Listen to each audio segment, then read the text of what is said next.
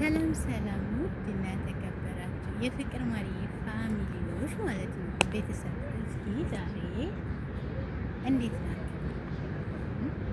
እንዴት ቀረባችሁ? ልክ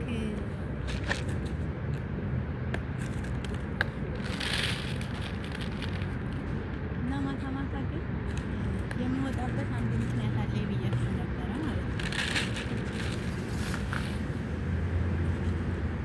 ማታ ማታ ለምን ወክ እንደምወጣ የሆነ ቀን እነግራችኋለሁ ወይም ደግሞ አሳያችኋለሁ ብያችሁ ነበር አይደል? ታስታውሳችሁ?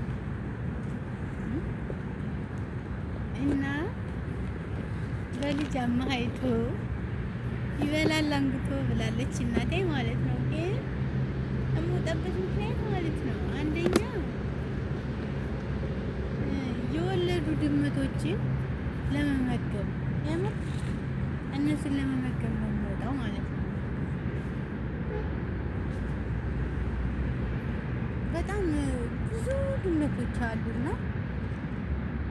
እኔ ከየት እንደሚመጡ አላውቅም። ብቻ ግን እኛ አካባቢ ላይ ናቸውና ብዙ ጊዜ በቃ ህጻናቶቹ ትንንሾቹ ልጆች ማለት ነው በጣም ነው የሚያሳዝኑት። እና በቃ ማታ ማታ እወጣለሁ ማለት ደግሞ ቀን ቀን እንዳልወጣ አንደኛ ስራ ነኝ፣ ሁለተኛ በጣም ሙቀት ነው፣ እነሱም አይገኙም ማለት ነው። እና ለእነሱ ምግብ ልሰጥ በቃ እንዴት ብዬ ልንገራችሁ? የምር በጣም የሚያሳዝኑት አንዳንዴ ረሃብ የምር ነው የምላችሁ ብዙ ነገር ያስብለናልና በሰው ልጅ ስታዩት በእንስሳ ስትሉት በጣም ብዙ ነገር ነው እና ረሃብ መጥፎ ነው። ሰውም ሆነ እንስሳም ማለት ነው ረሃብ መጥፎ ነው። ግን እግዚአብሔር ይመስገን ሴትዬ በየወሩ ምግብ ታመጣላችኋለች። እንደው በዚህ በኩል እንኳን እንደው ላመስግናት የምር የሆነ በቃ አሉ እንደዚህ ቦታ እኮ አሉ እዚህ በጣም ብዙ ናቸው እንደዚህ ያሉ ካልኳት ማለት ነው ሂዳ ታመጣለች። በሁለት ወር በሶስት ወር ታመጣለች አንዳንድ ኬሻ ማለት ነው ትልቁ 50 ኪሎ ምናምን የሚይዘው ማለት ነው። እና እሱን ለመስጠት ማለት ነው እሱን ልክ እንደዚህ እንደምታዩት ማለት ነው እያቆጠብኩኝ እሰጣችኋለሁ። አሁን እኔ እንትን መኪና ምናምን እዚህ ጋር ቦታው ስላለ አይመጡም፣ ግን ማታ ማታ እየመጣሁ ሁልጊዜ አስቀምጥላችኋለሁ እዚህ ቦታ ማለት ነው። እና በቃ ረሃብ መጥፎ ነው። ረሃብ በጣም መጥፎ ነው። ሰው አይል፣ ህፃናት አይል፣ አዋቂ አይል። ረሃብ ማርያምን ለጥላት የማይስጥ እና በጣም ነው የሚያሳዝኑኝ ማለት ነው።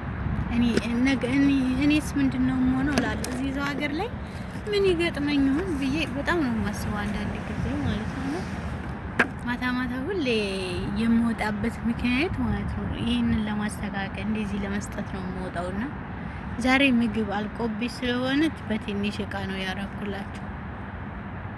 እና የምር እህቶቼ ማለት ነው በብዛት እዚህ ውጭ ላይ የምንኖር ልጆች ምግብ ተምትደፉ የምር ተምትደፉ የሆነ ቆሻሻ ልትጥሉ ስትወጡ በትንሽዬ ሰሃን ላይ ማለት ነው አርጋችሁ በፌስታል ቁጥር አርጋችሁ ከቆሻሻው ጋር አብራችሁ ይዛችሁ ተወጣችሁ። ልክ እዛ ቆሻሻው ቦታ ላይ ስትደርሱ አውጥታችሁ ለድመቶቹ የሚሆነው ምግብ አያችሁ። አሁን ማለት ነው እንዳስተካከልኩለት በምን እንደሚያውቅ ራሱ አታውቁትም ማለት ነው። መጣ አንደኛው ማለት ነው። አሁን ደግሞ ተከታይ ይመጣሉ እና ምግብ የምትደፉ ልጆች ማለት ነው የምር ግፍ ነው።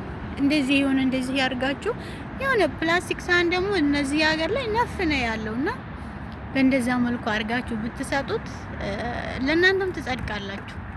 ቢያንስ እንኳን ደህና ነገር የሰራ ነው ስራ ባይኖረን ምናልባት ትንሽዬ መንገድ ትኖረን ይሆናል።